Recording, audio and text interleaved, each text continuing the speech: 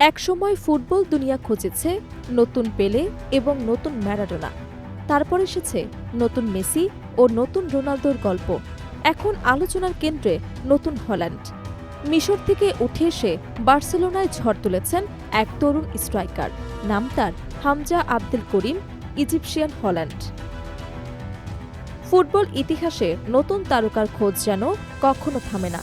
এক প্রজন্মের কিংবদন্তির পর আরেক প্রজন্ম অপেক্ষা করে পরবর্তী সুপারস্টারের জন্য।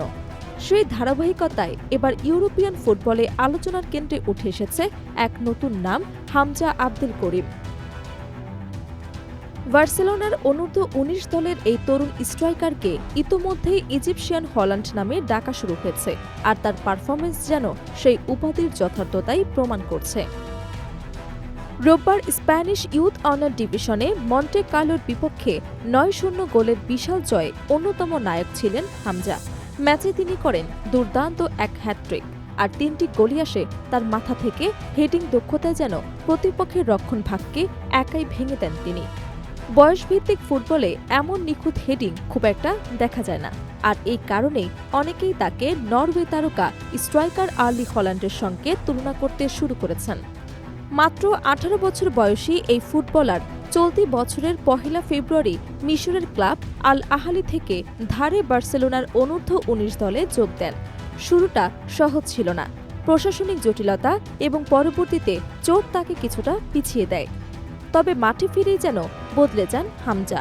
খুব অল্প সময়ের মধ্যেই নিজের উপস্থিতি জানান দেন, আর এখন পর্যন্ত বার্সার বয়সভিত্তিক দলের হয়ে তার করা ৪টি গোলই এসেছে হেড থেকে, যা তাকে আলাদা করে তুলে ধরেছে অন্যদের কাছে।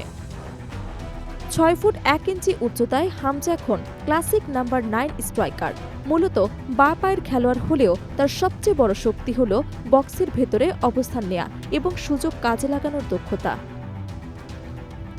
ডিফেন্ডারদের ব্যস্ত রাখা, সঠিক সময়ে সঠিক জায়গায় থাকা এবং নিখুঁত ফিনিশিং, সব মিলিয়ে তার খেলায় স্পষ্ট দেখা যায় আধুনিক স্ট্রাইকারের বৈশিষ্ট্য।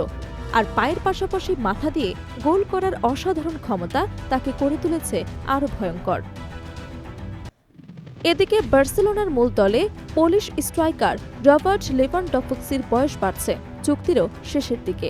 ফলে খুব শিগগিরই ক্লাবটিকে নতুন করে নাম্বার ৯ খুঁজতে হতে পারে। সেই জায়গায় হামজা আবদেল করিমের নাম ইতোমধ্যেই আলোচনায় চলে এসেছে।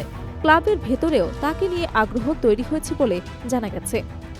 তবে এখনই কোনো সিদ্ধান্তে পৌঁছাতে চাইছেন না বার্সেলোনা।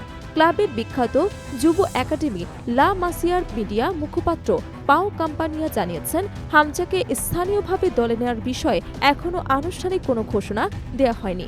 বিষয়টি নিয়ে আলোচনা চলছে এবং সঠিক সময়ে সিদ্ধান্ত জানানো হবে। এদিকে অনূর্ধ্ব-১৯ পর্যায়ের লিগ শিরোপা ইতোমধ্যেই নিশ্চিত করেছে বার্সা। এখন তাদের লক্ষ্য চ্যাম্পিয়ন্স কাপ, যেখানে কোয়ার্টার ফাইনাল থেকে যাত্রা শুরু করবে দলটি। এই গুরুত্বপূর্ণ ম্যাচগুলোতে সবার নজর থাকবে হামজার উপর, কারণ বড় মঞ্চেই আসল তারকারা নিজেদের প্রমাণ করে। সব মিলিয়ে বলা যায়, বার্সেলোনার ভবিষ্যৎ পরিকল্পনায় একটি নতুন নাম ধীরে ধীরে জায়গা করে নিচ্ছে। ইজিপশিয়ান হল্যান্ড খ্যাত হামজা আবদেল করিম কি সত্যি একদিন ইউরোপিয়ান ফুটবলের বড় মঞ্চে নিজের আধিপত্য বিস্তার করবে? এখনই তার উত্তর পাওয়া কঠিন, তবে বর্তমান পারফরমেন্স বলছে ফুটবল দুনিয়া হয়তো আরেকটি নতুন গল্পের জন্ম হতে দেখছে। Desk report, Dhaka.